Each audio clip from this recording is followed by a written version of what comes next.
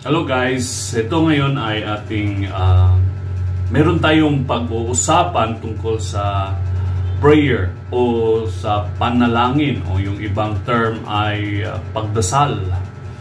Paano ba natin matitiyak na ang ating prayer ay sinasagot o pinapakinggan ng ating Diyos na nasa langit na hindi natin nakikita sapagkat siya ay espiritu?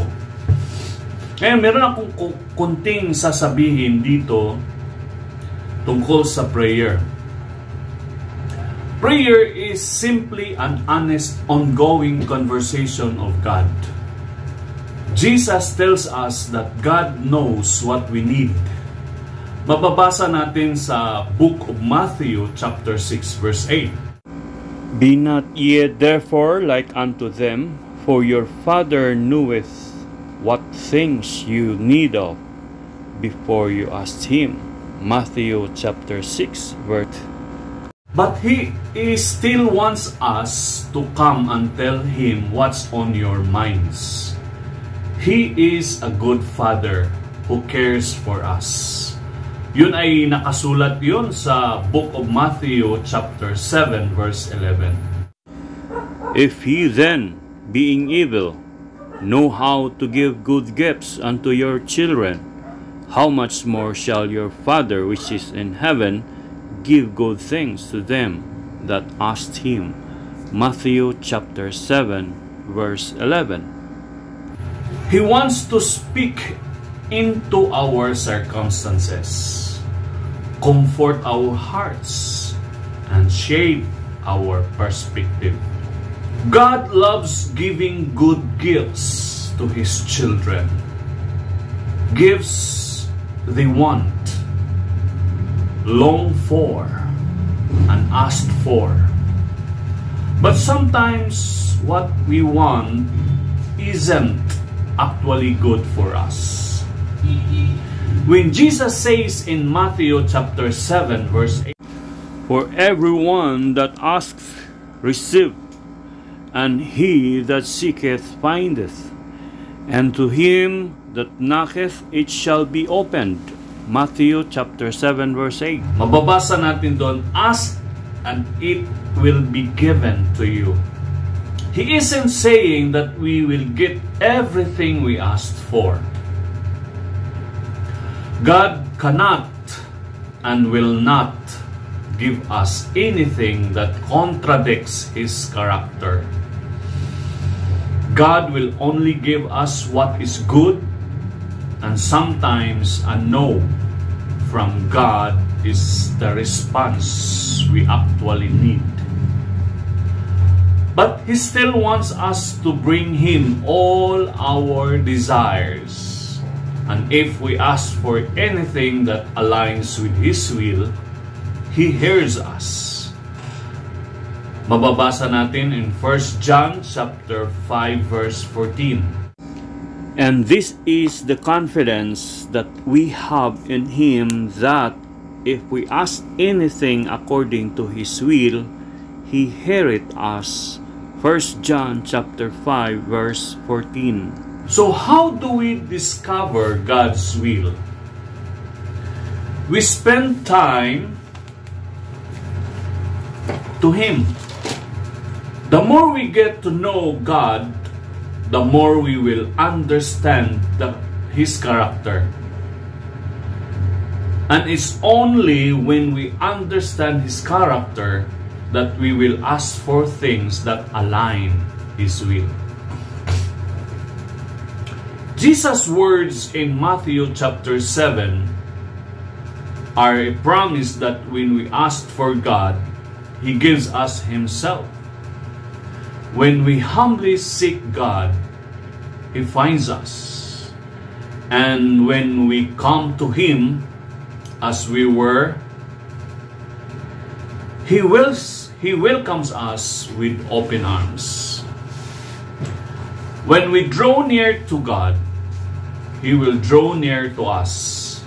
And when He draws near, He transformed the ways we think.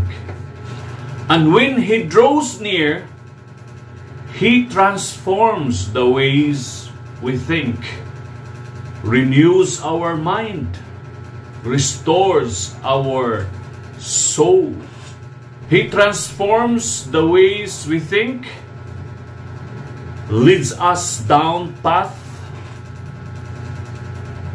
that are for our good and His glory. Kung ito'y ating isasalin sa Tagalog, ay para sa mga Pilipino na mga nitibo, ito yung sinasabi patungkol sa panalangin o sa pagdarasal. Ang panalangin o pagdarasal ay simpleng katapatan na patuloy na pakipag-usap sa Diyos. Ang sabi ni Jesucristo sa atin na ang lahat na ating pangangailangan ay alam ng Diyos. Mababasa yan sa Matthew chapter 6 verse 8. Subalit ang Diyos ay nais niyang tayo ay lumapit at sabihin sa Kanya kung ano ang nasa ating puso at kaisipan. Ang Diyos ay mabuti at mapagbigay sa ating lahat.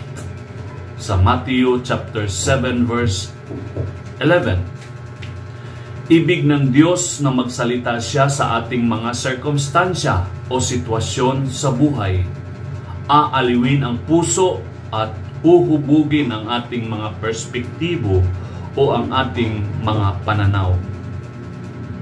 Ang Diyos ay nagagalak sa pagbibigay ng mga magaganda at mabubuting regalo sa Kanyang mga anak.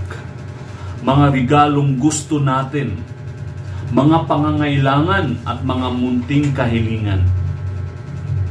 Datapwat minsan kung ano ang ating gusto ay hindi nakakabuti sa atin.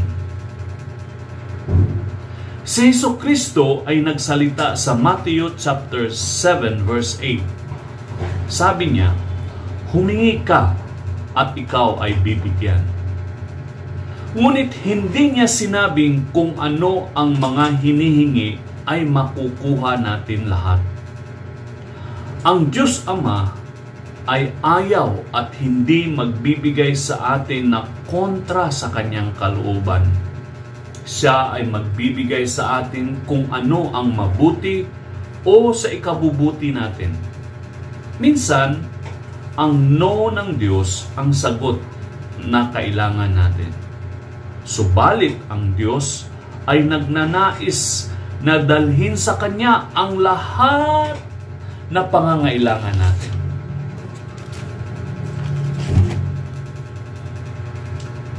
Kapag ang lahat na hinihingi natin na naaayon sa Kanyang kalooban, ito ay diringgin niya.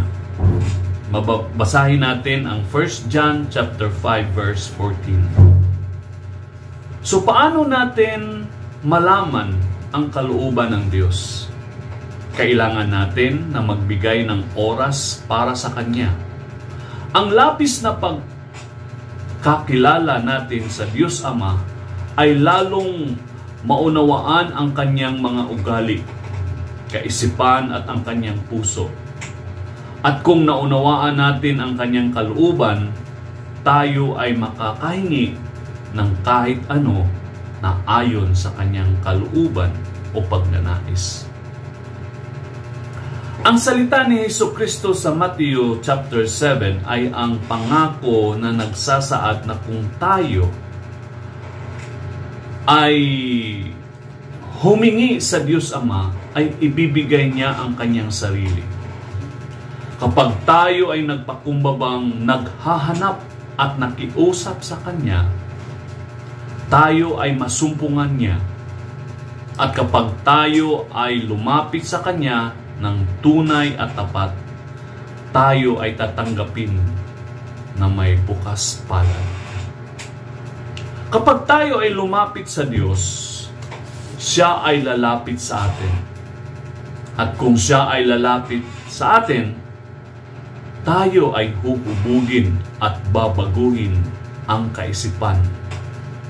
At ipanumbalik ang ating kaluluwa tungo sa daan na matuwid. at mabuti para sa kanyang kaluwalhatian. Yun ang nais ng Diyos. Yun ang puso ng Diyos at ang kanyang kaisipan na dapat nating malalaman, na dapat nating isaisip, dapat natin itong alalahanin sa tuwi-tuwi na. Ngayon, bigyan natin ng Bisayan translation para doon sa mga taga Mindanao, Visayas na mga kapatiran. Sinasabi dito, ang pag-ampo usa ka simpleng pagkamatinud-anon nga padayon nga panag-istoryahay sa Dios. Ang giingon ni Hesukristo kanato nga ang tanan nga atong panginahanglanon nasayod ang Dios niini. Mababasa natin sa Matthew chapter 6 verse 8. Apan ang Dios nagkinahanglan nga kita ang muduol og isulti sa iyaha kung unsa ang naa sa atong kasing-kasing og hunahuna. Ang Dios usa ka manghinatagon o mahigugmaon nga amahan sa atong tanan. Kana mabasa nato sa Matthew chapter 7 verse 11. Gusto sa Dios nga musulti siya sa atong circumstansya o sitwasyon sa kinabuhi. Hupayon ang kasing-kasing og hulmahon ang atong mga perspektibo o panglantaw sa kinabuhi. Ang Dios Ama malipayon sa paghatag og mga nindot ug maayong regalo sa iyang mga anak. Mga regalo nga gusto nato, mga panginahanglanon nato, apan usahay kung unsa ang ato gusto nga gipangayo, dili di ay makaayo kanato. Si Jesucristo nagsulti sa Matthew chapter 7 verse 8. Giingon niya, mangayo ka ug ikaw paghahatagan. Wala niya giingon nga kung unsa ang mga gipangayo, makuha nato tanan. Ang Diyos dili magahatag sa ato ang kontra sa iyang kabubuton. Siya magahatag kung unsa ang maayo o ikaayo sa atong kinabuhi. Usahay ang no sa Dios, maoy tubag na gikinahanglan nato. Apan ang Dios gusto niya nga dalpon ang tanan natong gusto sa iyaha. Ug ang tanan nga atong gipangayo nga bisag unsa nga nahiuyon sa iyang kabubuton, iya kining pagapaminawon. Mababasa nato sa unang Juan kapitulo 5 bersikulo 14.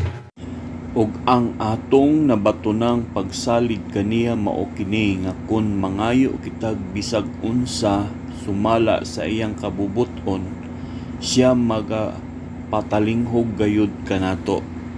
1 John 5:14. So unsaon nato pagkahibalo sa kabubuton sa Dios Ama? Nagkinahanglan kita og oras ug panahon nga ihatag para sa iyaha. Ang pagkahibalo sa Dios sa hingpit maoy pagsabot nato kaniya sa iyang batasan, sa iyang hunahuna ug sa iyang kasing-kasing. O kung kita makasabot o nakasinati sa iyang kabubuton, kita makapangayo bisag unsa nga nahiuyon o nunot sa iyang gusto. Ang pulong ni Hesukristo sa Matthew chapter 7 mao ang mga saad nga kung kita mangayo sa Dios, iyang ihatag ang iyang kaugalingon. Kung kita nagpaubos nga nangita sa Dios, kita makakaplagan o makit-an niya. Kung kita mudool nga seryoso o matinud-anon, kita iyang pagadawaton sa iyang mga kamot. Kung kita magadool sa Dios, siya mudool usab kanato. Kung siya ania kanato, kita iyang pagahulmahon o pagausbon ang atong una-una o kasing-kasing ug ibalik ang atong kalag diha sa limpyo ug tulid nga dalan para sa iyang himaya. Kita aduna tay kaluwasan sa kinabuhi nga walay katapusan. Mas siguro nato nga kita makatagamtam sa paraiso nga giandam sa Dios Ama ngadto diha sa langit. Kung mutuo ka niining mga pulunga, aduna kay ginapaabot sa imong kinabuhi nga gingharian sa Dios nga maimuha ug maakuha. Adunay giandam ang Dios nga mga kwarto ngadto para sa imuha ug sa kuha. Ikaw ug ako magatuo sa iyang mga pulong.